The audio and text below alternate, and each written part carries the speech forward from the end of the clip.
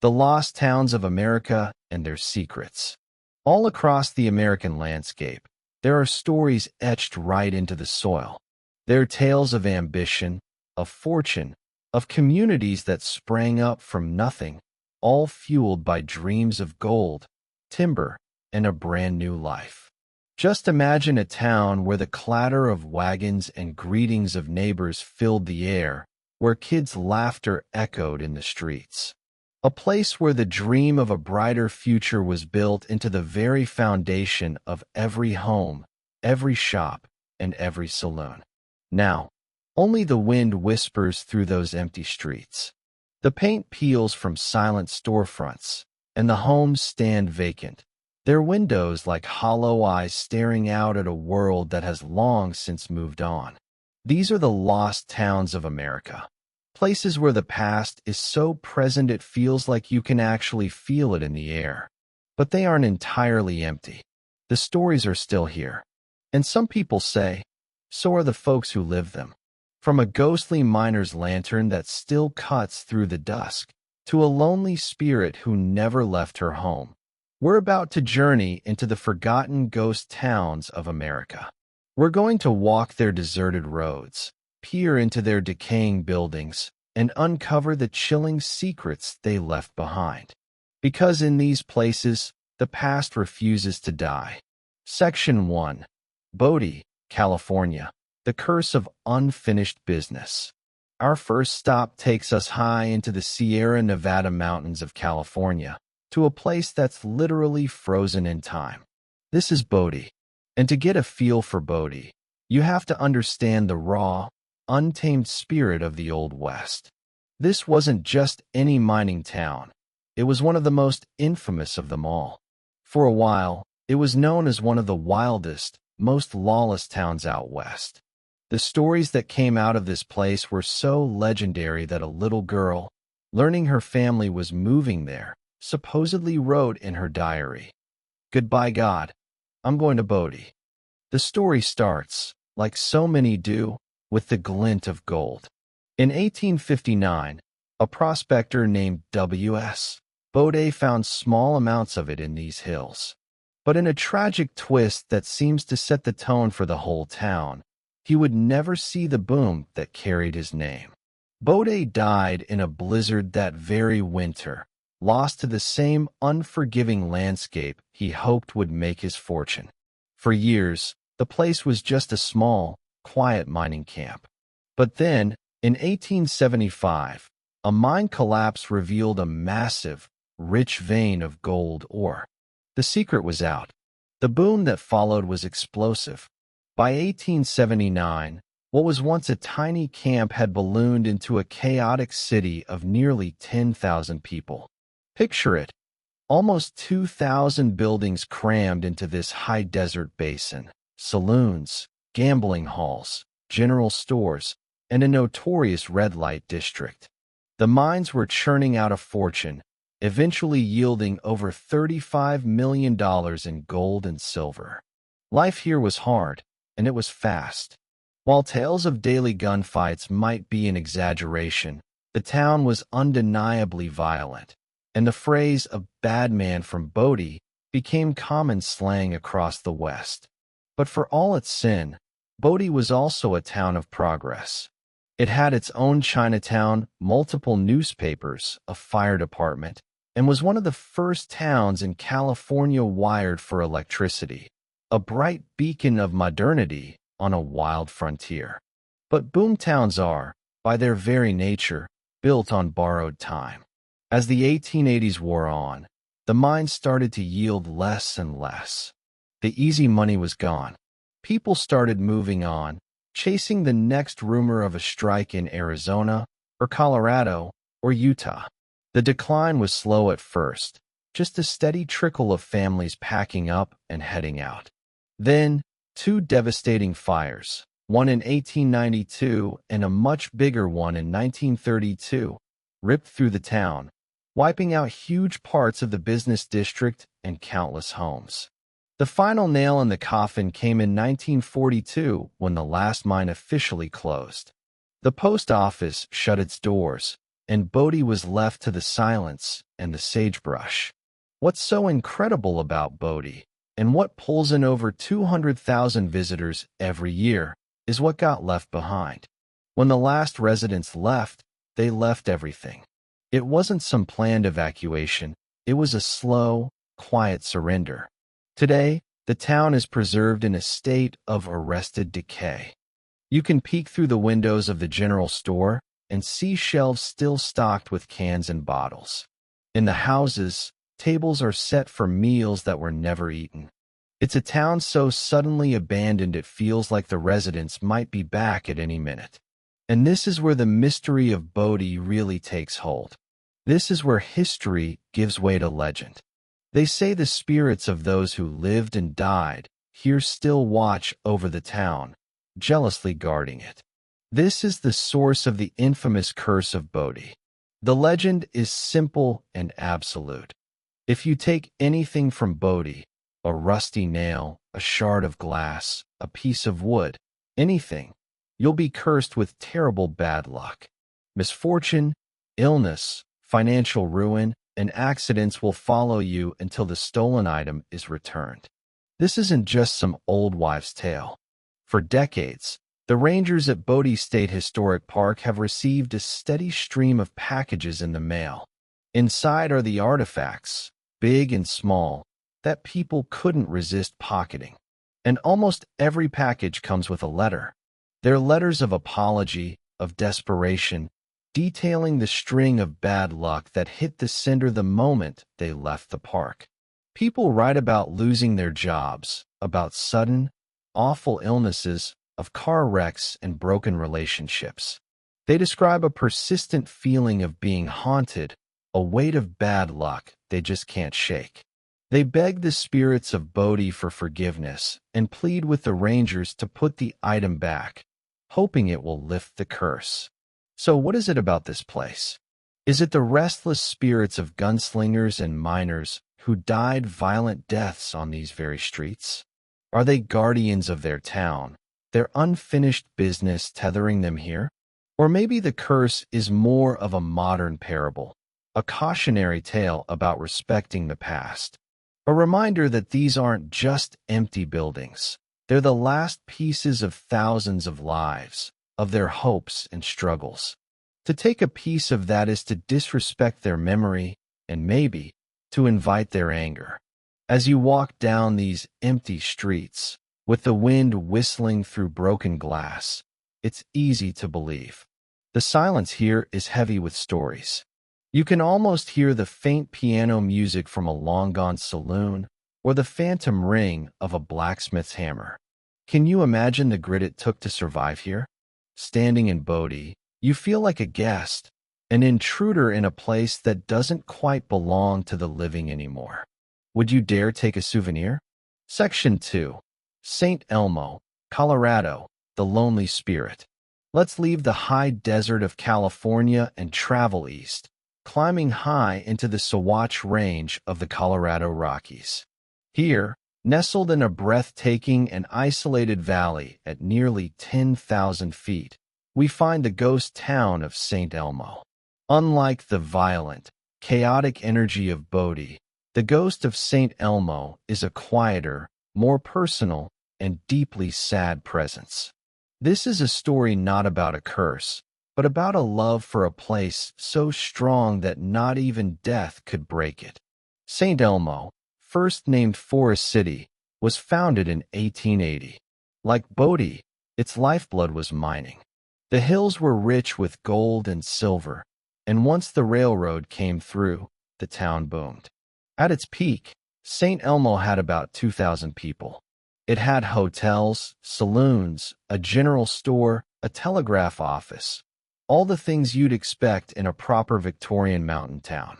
The Mary Murphy mine alone, the town's biggest producer, pulled what would be valued today as over $60 million worth of gold from the earth.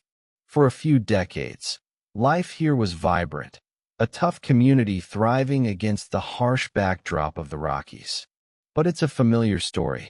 The mine started to run dry. The railroad, the town's lifeline, was abandoned in 1922. With no work and no easy way in or out, people left.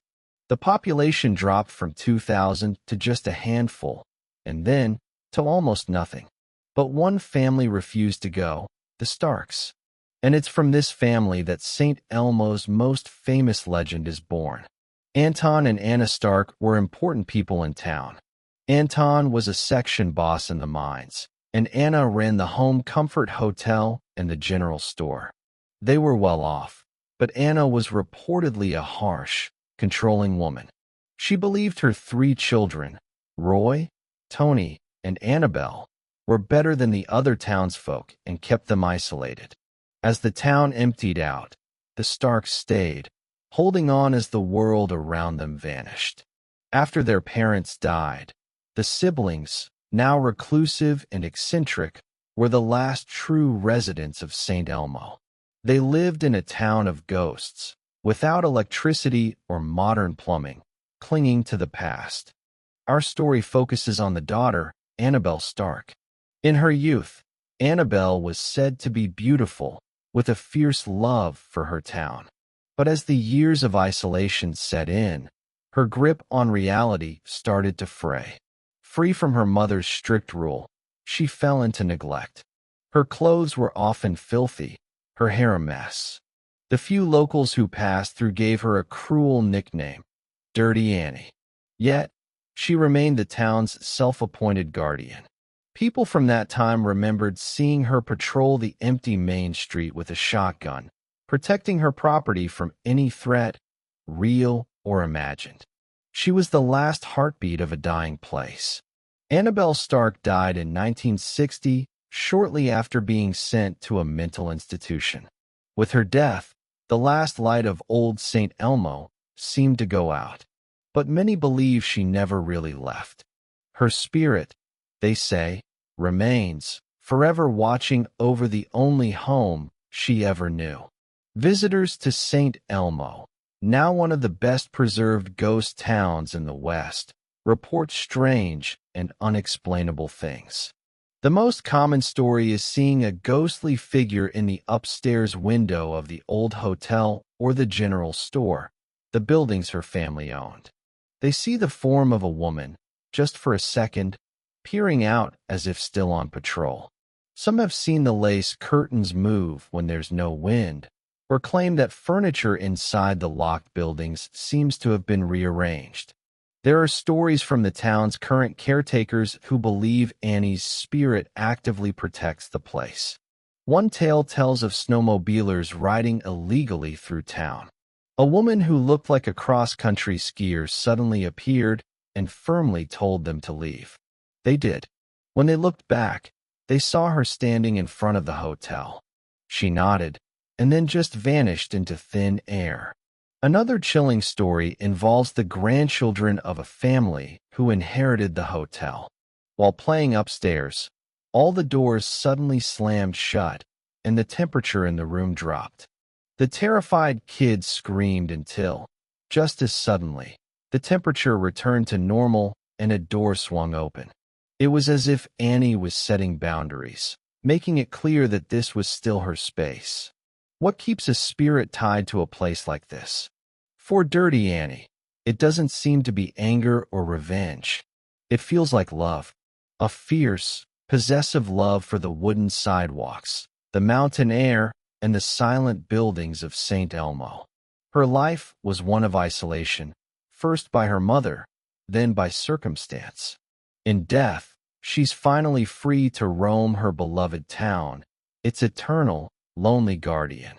The legend of Annabelle Stark isn't just a scary ghost story. It's a heartbreaking tale of a woman who became one with the ghost town she refused to leave behind. These stories of the past, of people like Annie Stark whose identities are now woven into the fabric of the places they lived, are what drive us to explore. If you're captivated by these forgotten histories and want to see more, take a moment to subscribe.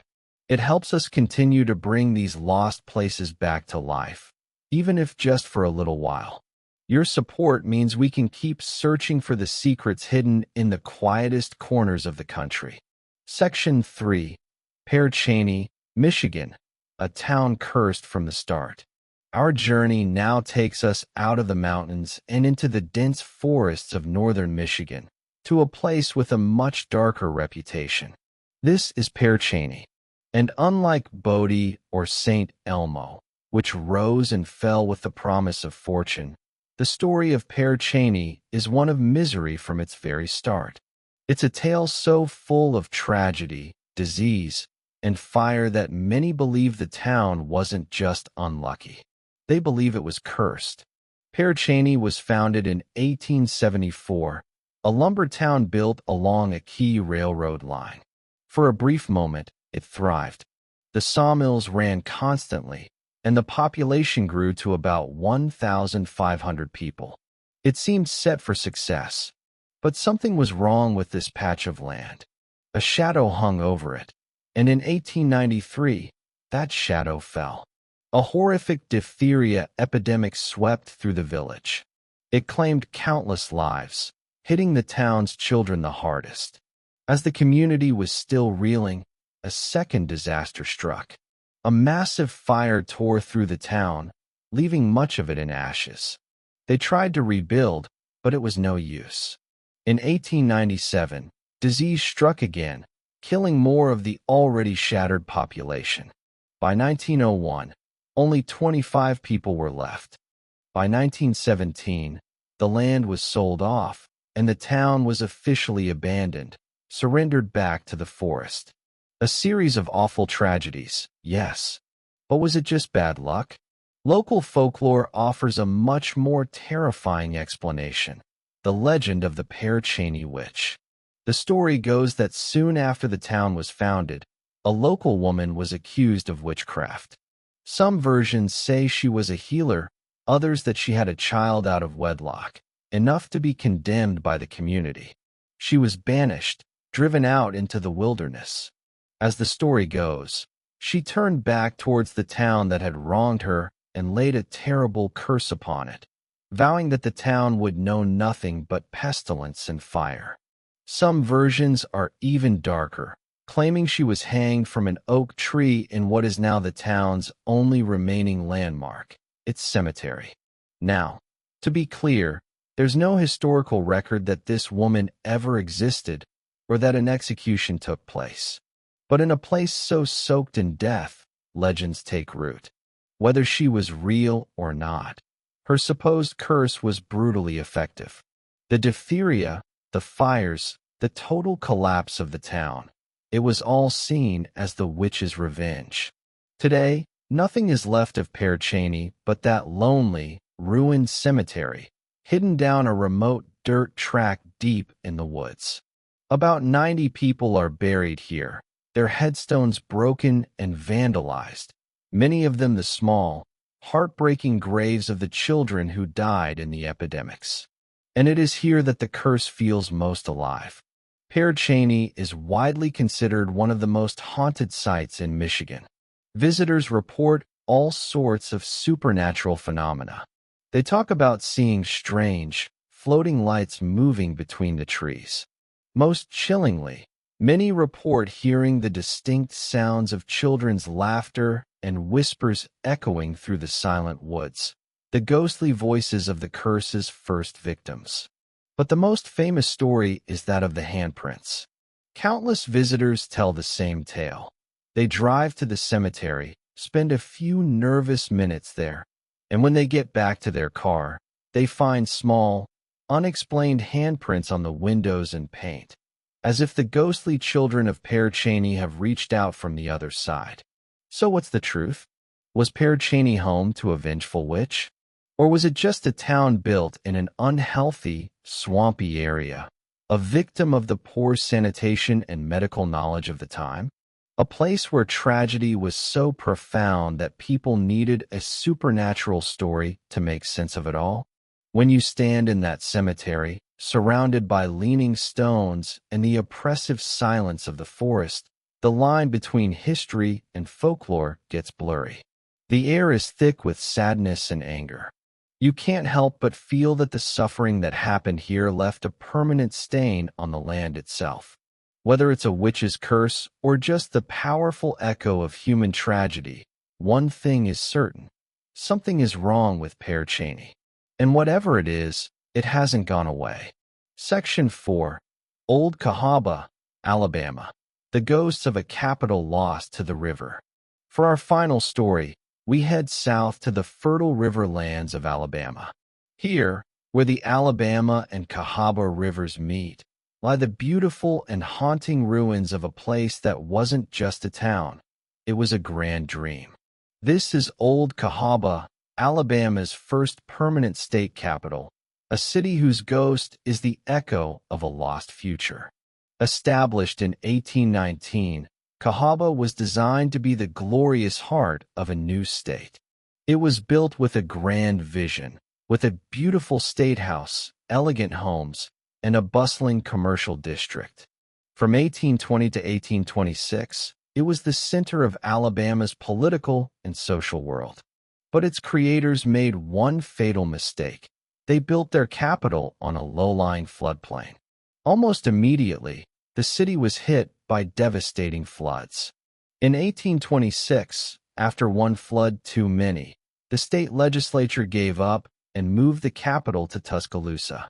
Though no longer the capital, Cahawba survived, becoming a major hub for the cotton trade.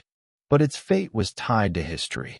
During the Civil War, it became the site of an overcrowded and miserable prison for Union soldiers.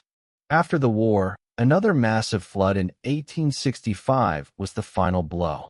The wealthy white residents abandoned the town for good. But that wasn't the end of Cahawba's story.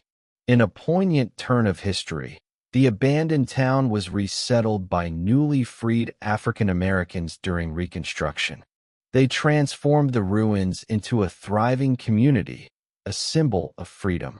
They held political rallies and registered to vote right there in the old courthouse. For a time, Cahawba became a beacon of black political power.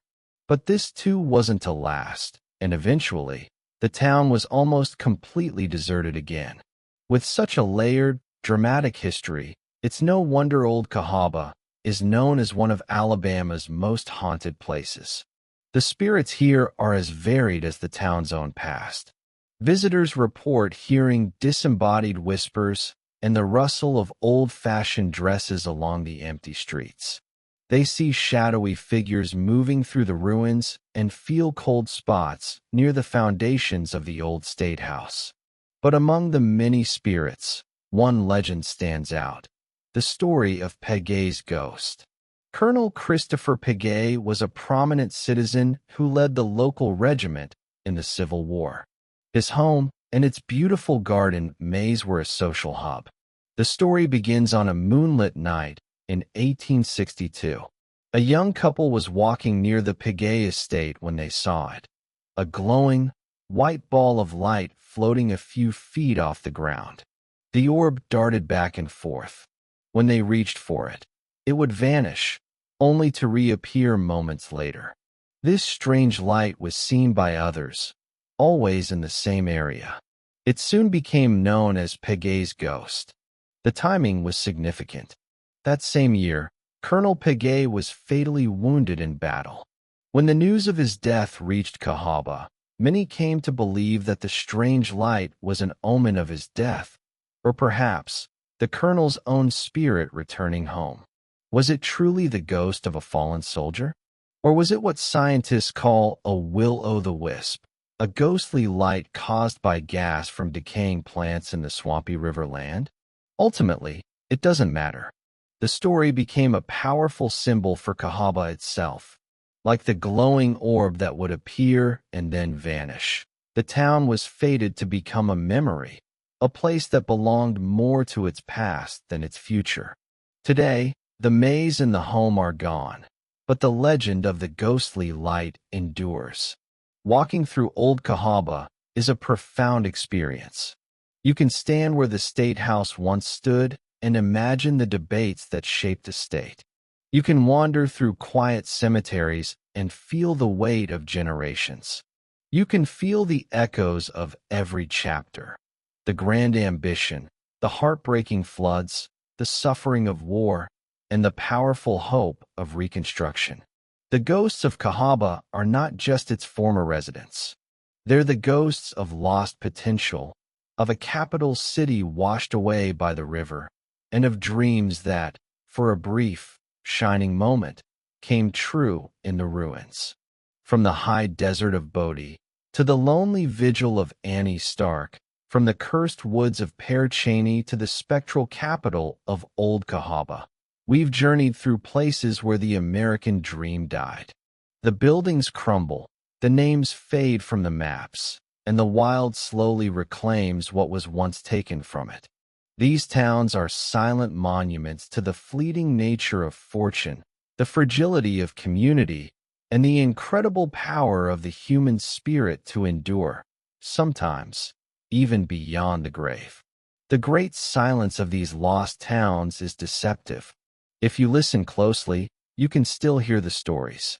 They wait in the stillness, carried on the wind, for someone to come and remember.